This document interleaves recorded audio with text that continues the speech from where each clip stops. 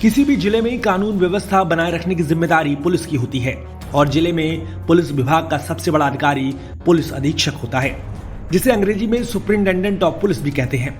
Police विभाग का सर्वा पुलिस अधीक्षक होता है और जिस खाकी से आम आदमी खौफ खाता है, उस खाकी वर्दीधारी के सिपाही से लेकर कोतवाल तक एसपी की परछाई तक से डरते हैं।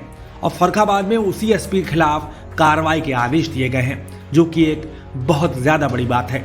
लेकिन वो मामला भी उतना ही गंभीर है जिसमें कार्रवाई के आदेश दिए गए हैं। यहाँ पुलिस ने सामूहिक दुष्कर्म के मामले को छेड़छाड़ में बदल दिया था।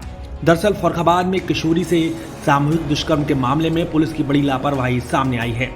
यहाँ पॉक्सको कोर्ट ने गलत रिपोर्ट देने पर एसपी आलोक प्रियदर्शी और 2 थानाध्यक्षों के खिलाफ कार्रवाई के आदेश दिए हैं। पॉक्सको एक्ट में विशेष न्यायाधीश ने विवेचक पूर्व थानाध्यक्ष कामता प्रसाद, वर्तमान मऊ दरवाजा थानाध्यक्ष बलराज भाटी और एसपी आलोक प्रियदर्शी के खिलाफ कार्रवाई करने के आदेश किशोर न्याय बोर्ड को दिए हैं। दरअसल ये घटना पिछले साल अक्टूबर की है। मऊ दरवाजा थानाध्यक्ष में 14 वर्षीय किशोरी का अपहरण हुआ था। पीड़िता के पिता ने 6 अक्टूबर को मामला दर्ज कराया था। 9 अक्टूबर को किशोरी वापस लौटी और बताया कि 2 किशोरों ने उसका अपहरण कर सामूहिक दुष्कर्म किया, लेकिन पुलिस ने इस मामले में घोर लापरवाही बरती। पुलिस ने किशोरी को कोर्ट में बयान कराए तो किशोरी ने सामूहिक दुष्कर्म का मामला बताया। मामला प्रकाश में आया तो पुलिस ने आरोपियों को पकड़ने का प्रयास किया, लेकिन एक आरोपी ने कोर्ट में आत्मसमर्पण कर दिया। इस मामले में कोर्ट के पुलिस से रिपोर्ट मांगने पर विवेचक ने सामूहिक दुष्कर्म के बजाय छेड़छाड़ की रिपोर्ट पेश कर दी और इसी आधार पर दुष्कर्म के आरोपी को जमानत मिल गई।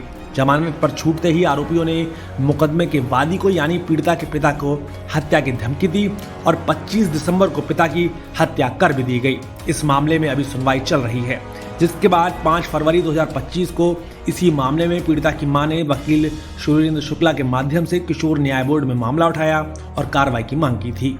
और क्या उस पर संज्ञान लिया गया, इस पे और क्या जजमेंट सुनाया गया उस पे? इस मुकदमे में पुलिस अधीक्षक की जो कार्यप्रणाली थी तथा मऊ दरवाजा थानाध्यक्ष जो बलराज भाटी थे, कामता प्रसाद थे, इन्होंने मुलजिम को फायदा पहुंचाने के लिए ऐसे कुकृत्य किया जिसकी घोर निंदा की जानी चाहिए और इनके विरुद्ध भी मुकदमा कायम होना चाहिए। न्यायालय ने उनके विरुद्ध जो है प्रसंज्ञा 229 BNS में लिया गया है, जिसमें 7 साल तक की सजा का प्रावधान है। क्या मामला क्या था इसमें?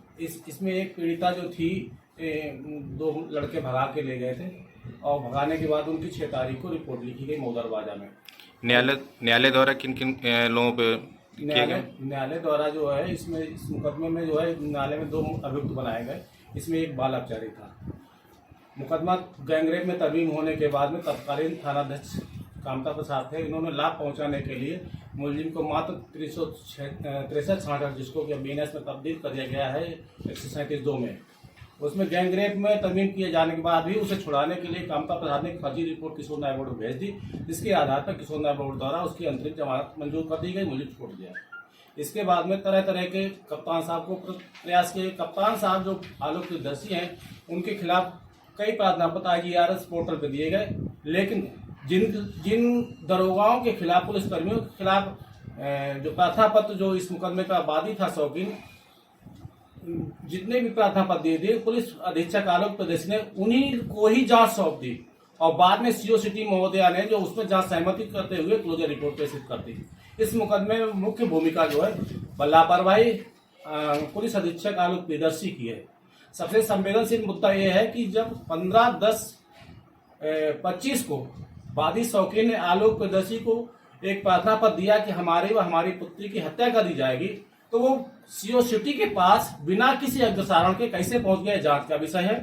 और CO सिटी महोदया ने केवल उसमें नेसेसरी एक्शन का आदेश किया, लेकिन इसके बाद क्या किया गया इसकी कोई उन्होंने जांच नहीं की। इसमें CO सिटी की भूमिका भी संदिग्ध थी। उन्होंने बगैर किसी भी पेपर को देखे हुए और उसमें जो है चार्जशीट अग्रसारित कर दी। इस मुकदमे में जो है कि आरोप पत्र प्रेषित किया गया। आरोप पत्र प्रेषित करने के बाद में वादी जो ने आपत्ति दाखिल की है तथा विवेचक को भी सुना गया।